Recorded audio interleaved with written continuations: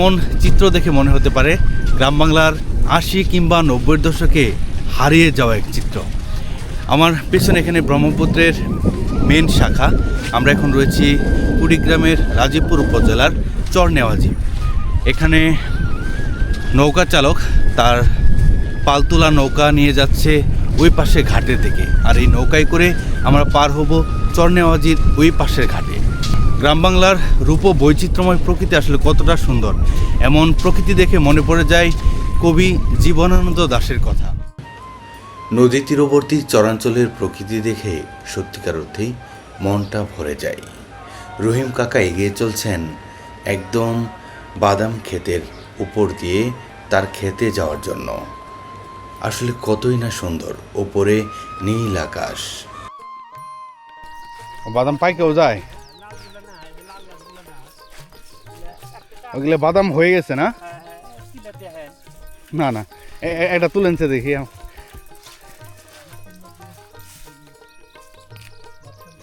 হয়েছে বাদাম? ও বাদাম হয়ে গেছে, দেখি।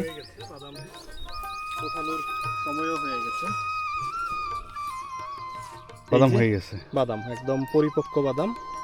এটা মন হিসেবে কত করে করে আনুমানিক? 1600-1700 টাকা মন পোষায়। তারপরে সিজন আসলে আরো বেশি। আচ্ছা, 2000 মন। বিস্তীর্ণ যে জমি, এই পুরোটাই হচ্ছে বাদামের জমি।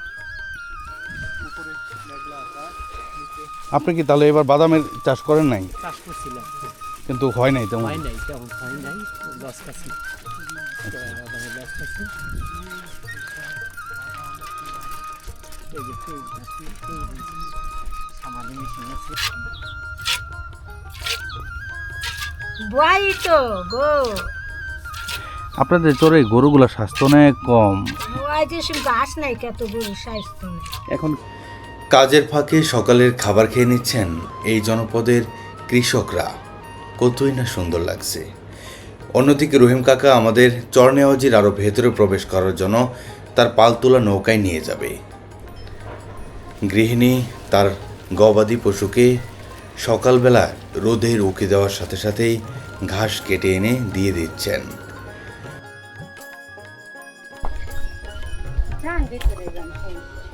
বাড়ির গোয়াল ঘর, আর এপাশেই থাকার জায়গা, একটা চৌকি পাতা, আর পাশে গবাদি পশু রাখার জায়গা, গরু এবং মানুষের সহ অবস্থান।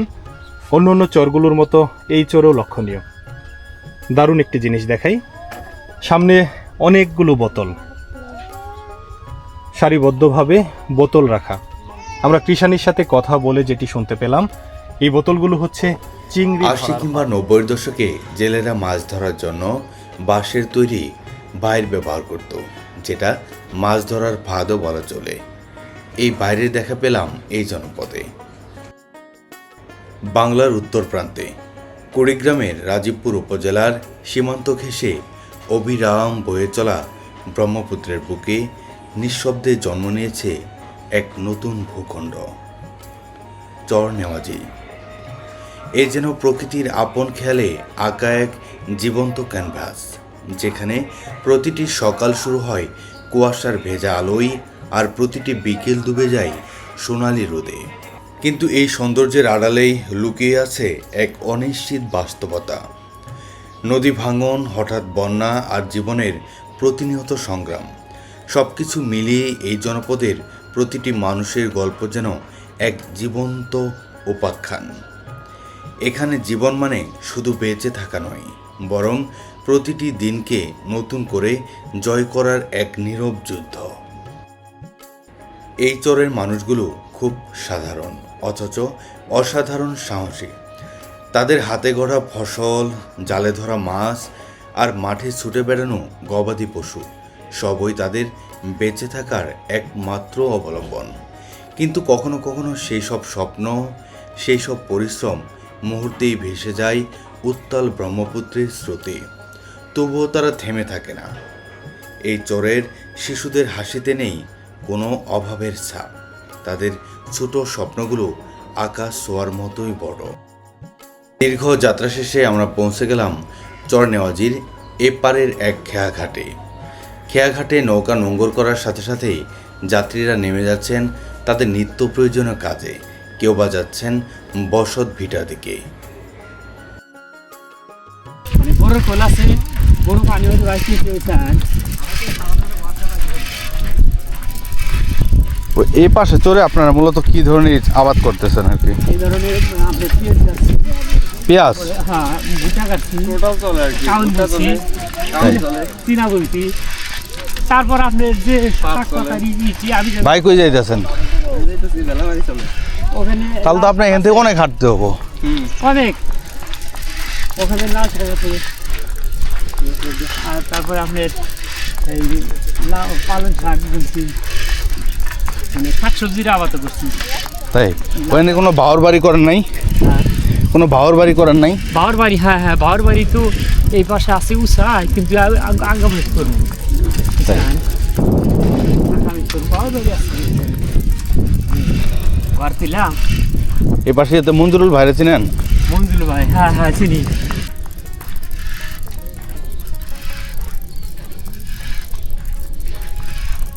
চরনেওয়াজিতে আসার পর সাইফুল ভাইয়ের সাথে দেখা। সাইফুল ভাইয়ের সাথে যাচ্ছি এই যেখানে পালতোলা নৌকায় করে সাইফুল ভাই আমাদেরকে ওই পারে নিয়ে যাবে। তবে এই চরাঞ্চলের মানুষরা যেহেতু সেলো মেশিনের ব্যবহার করে না তাদের নৌকায়, সেজন্য পাল তুলে রাখছে, যে জন্য সেলো মেশিন ছাড়াই নিজেদের নিত্য প্রয়োজনীয় কাজের জন্য নদীর এই পার থেকে ও পারে পারাপারের জন্য আজকে আমরা পালতোলা নৌকায় করে নদীর ওপারে যাব। আসলে 80 কিংবা 90-এর দশকে গ্রাম বাংলায় পালতোলা নৌকার দেখা মিলত, যদিও এখন পালতোলা নৌকার দেখা মেলে না, কিন্তু কুড়িগ্রামের এই রাজীবপুর উপজেলার ব্রহ্মপুত্রের এই পারে আমরা পালতোলা নৌকার দেখা পেলাম। ওইখানে যে সাইফুল ভাই আসছে আমাদের ওই পারে নিয়ে যাওয়ার জন্য।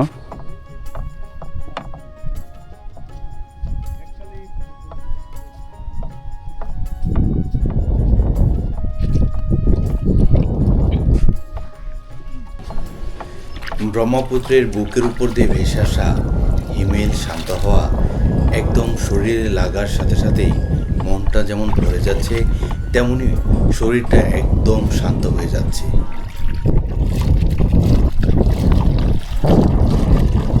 নৌকা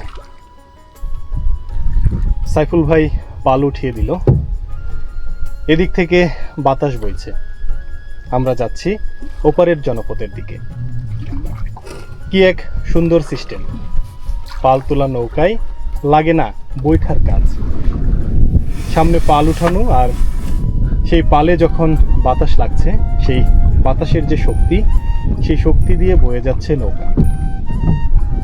বহু বছর আগে আমাদের গ্রাম বাংলা ছিল সমৃদ্ধ, নদী ভরা মাছ ছিল, নদীতে ছিল পাল তোলা নৌকা। কালের বিবর্তনে সবই হারিয়ে গেছে। তবে কুড়িগ্রামের এই চর নেওয়াজিতে এসে পাল তোলা নৌকার দেখা পেলাম।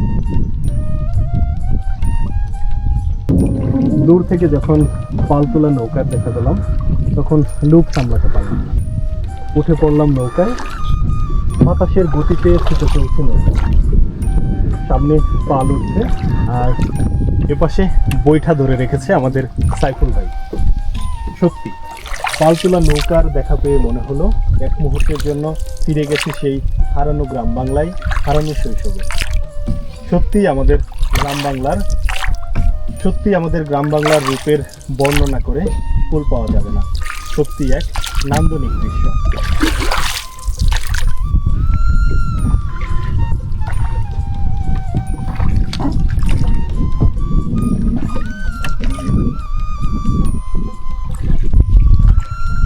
সাইফুল ভাই, তাহলে এই যে চর নেওয়াজিতে আপনার জায়গা কতটুকু আছে?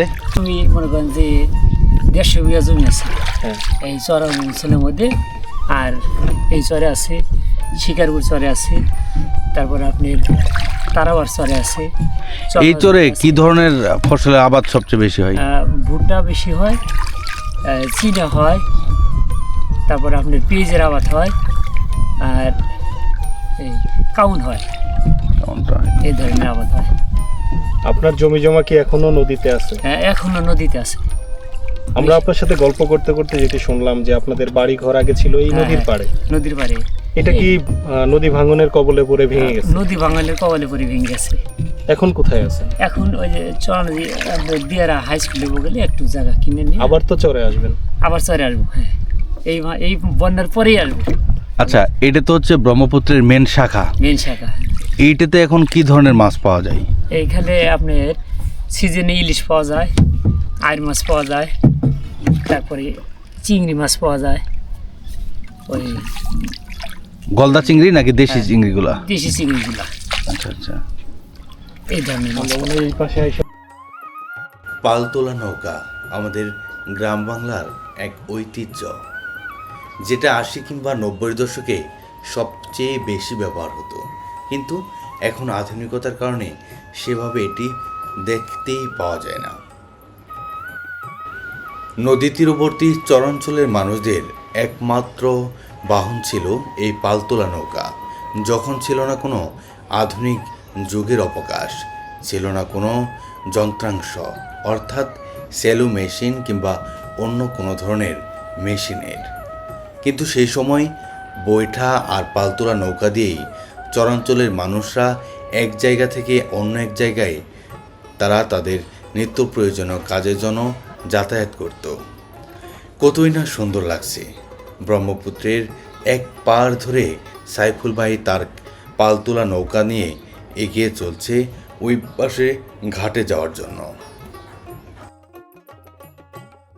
এটি হচ্ছে সাইফুল ভাইয়ের আবাদি জমি। এখানে উনি লাল শাক, পেঁয়াজ, ভুট্টা, গম এগুলো চাষ করেছে। এখানে যদি দেখাই যে পেঁয়াজ, তার সামনে হচ্ছে লাল শাক, তার উপরে হচ্ছে ভুট্টা চাষ করেছে। মোটামুটি সব ধরনের চাষাবাদই তো হয় আর কি। হ্যাঁ, চাষাবাদ সব ধরনেরই হয়, কিন্তু নির্ভরযোগ্য না। অনেক চাষাবাদ মানে কাটতে পারে না বন্যার জন্য, অনেকগুলো আবার খরার জন্য দেখা যায় হয় না। আবার দেখা যায় যে যারা আছেন আগামীতে এই জমিটা নাও থাকতে পারে, নদী ভেঙে যাওয়ার সম্ভাবনা থাকে। ব্রহ্মপুত্রের এই অংশটাতে ভাঙনের সম্ভাবনাটা অনেক বেশি। এই জমিটা আমরা ছোট থেকে দেখছি, ওঠে 2-1 বছর আবাদ করে খাই, আবার দেখা যায় যে ভেঙে গেছে। এখন যে যাচ্ছে এটা কতদিন আগে? এটা হ্যাঁ 1 বছর হলে যাচ্ছে। 1 বছর? হ্যাঁ, 1 বছর। এটা যদি লাস্টিং করে আপনাদের জন্য ভালো। ভালো, হ্যাঁ, আবাদ মৌসুম করতে পারবো। কি লাগাইছেন এবার এখানে? এবারে যে পেঁয়াজ বুনছে, তারপরে যে বড় গাছে, যে ভুট্টা গাছে, কিছু ওই পাশে রসুন আছে, আবার কাউন বুনছে। সাইফুল ভাইয়ের পিছু পিছু আমরা এগিয়ে চলছি নদীর ওই পাশের আরও এক নতুন খেয়াঘাটে। সেখানে বাঁধা রয়েছে মহিষের পাল।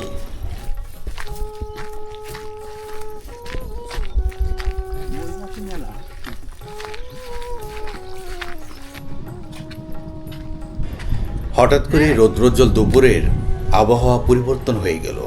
কালো মেঘে ছেয়ে গেল পুরো আকাশ। রহিম তাদের পালিত মহিষের পাল নদীতে নামানো নিয়ে ব্যস্ত, কারণ মহিষের পাল কিছুক্ষণ ঘাস খাওয়ার পর আবার সেগুলোকে গোসল করার জন্য নদীতে নামিয়ে দেয়।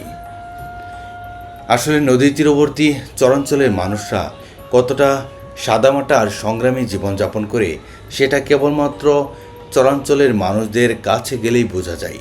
রহিম ওর বয়স এখন 17 কিংবা 18 বছর। ও এই সময় হাল ধরেছে তার পরিবারের।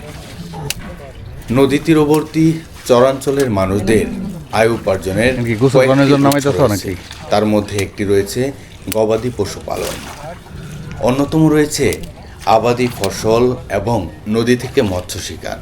এর বাইরে চরাঞ্চলের সাধারণ মানুষরা অন্য কোনো কর্মের সাথে নিয়োজিত থাকে না। তারা সংগ্রাম আর পরিশ্রম করেই তাদের জীবন চালিয়ে নেয়। প্রতিটি রাত যেন তাদের অনিশ্চিত, কারণ প্রাকৃতিক দুর্যোগ, বন্যা উপেক্ষা করে তাদের প্রতিটা দিন পার করে নিতে হয়।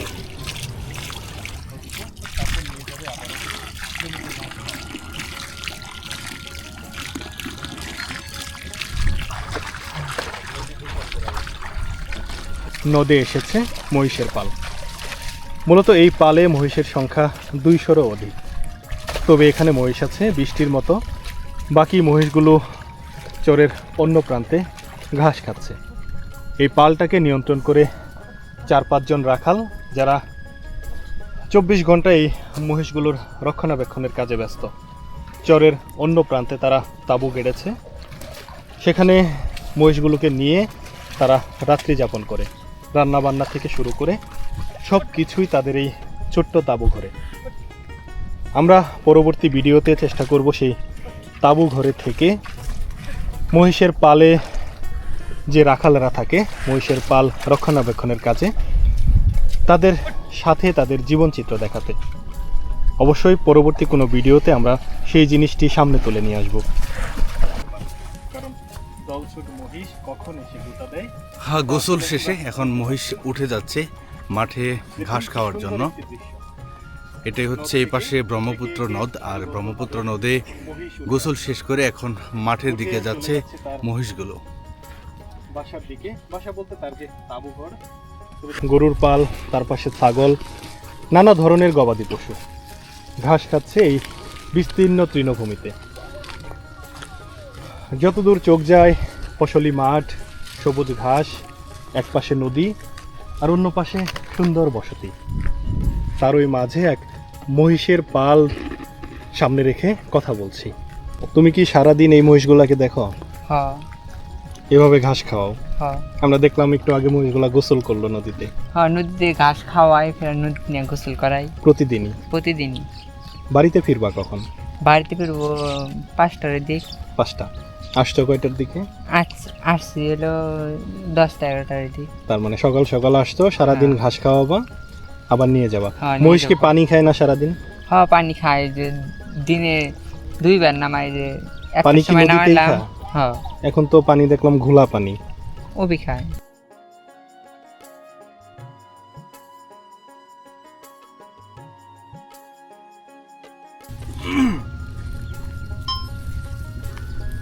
কত সুন্দর আমাদের এই গ্রাম বাংলা। উপরে মেঘলা আকাশ আর নিচে সবুজ ঘাস। আমরা যে সবুজ ঘাসগুলো দেখছি এগুলো হচ্ছে বাদামের গাছ। বাদাম সহ আরও বিভিন্ন ধরনের উদ্ভিদ রয়েছে এই সবুজ মাঠটিতে। সামনেই অনেকগুলো ছাগল ঘাস খাচ্ছে। এক পাশে মহিষ, অন্য পাশে গরু আর সামনে ছাগল। সবুজের মাঝে এই দৃশ্যটি যে কতটা সুন্দর তা আসলে বলার অপেক্ষা রাখে না। এজন্য কোনো রং তুলিতে আঁকা ছবি। যে কোনো নান্দনিক দৃশ্যকে হার মানাবে গ্রাম বাংলার এই অপরূপ সৌন্দর্য।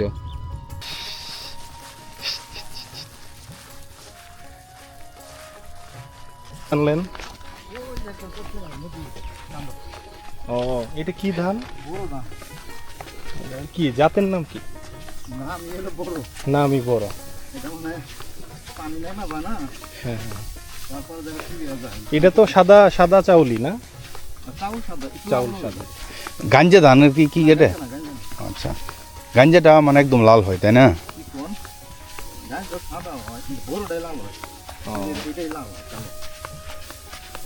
এগুলা কি নিজেই খাবেন না?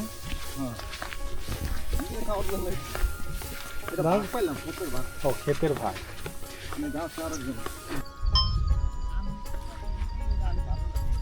অনেক পথ হেঁটে, অনেক পথ ঘুরে অবশেষে আমরা চর নেওয়াজির বসত বাড়ির পাশে।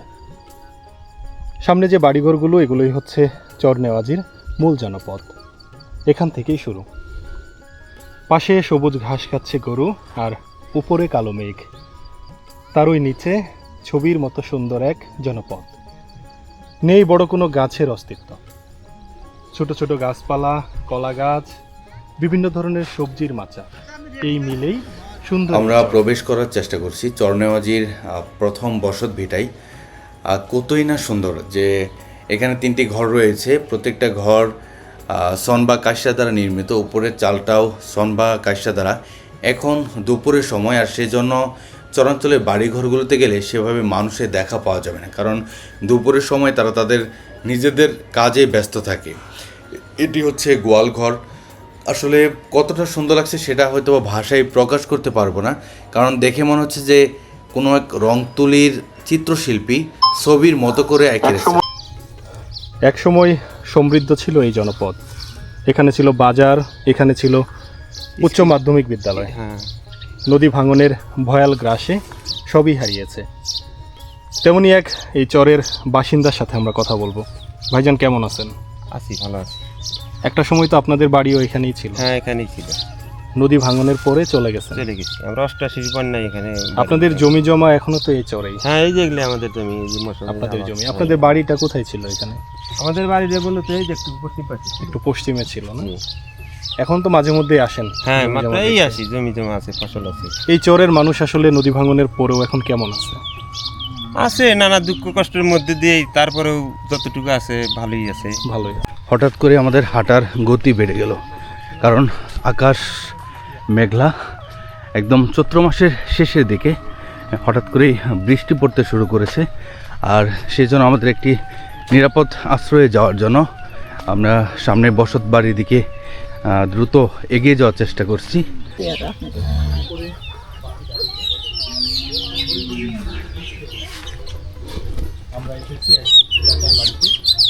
আমরা এর আগে যখন এই চরে এসেছিলাম তখন ঠিক এই জায়গায় আমরা বেশ কিছুক্ষণ সময় কাটিয়েছিলাম।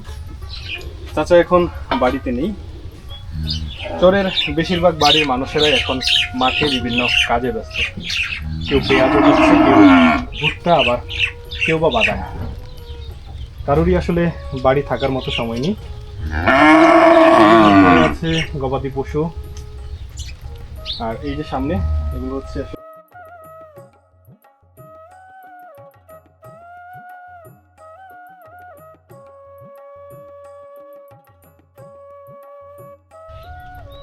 নামটা কি যেন ভুলে গেছি।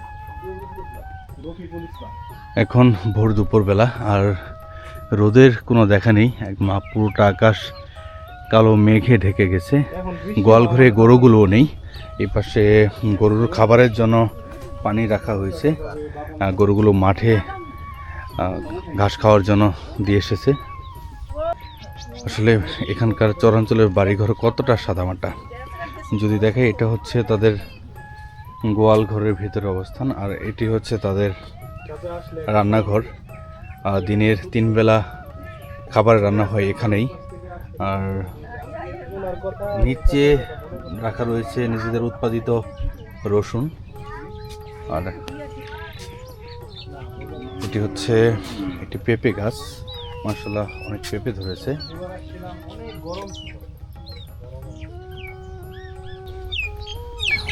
এটি হলো চরনেওয়াজির মসজিদ। গ্রামীণ মেঠো পথ ধরে হেঁটে যাচ্ছি চরের অন্য প্রান্তে প্রবেশ করার জন্য।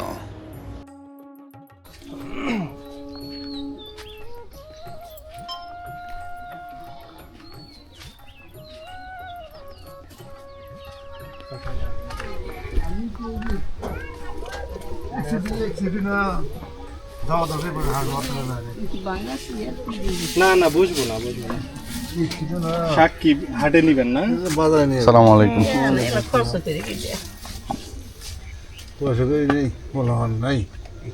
ধন্যবাদ সকলকে পাশে থাকার জন্য। আবার দেখা হবে নতুন কোনো প্রামাণ্যচিত্রে, নতুন কোনো জেলায়। এই পর্যন্ত ভালো থাকুন, সুস্থ থাকুন। আল্লাহ হাফেজ।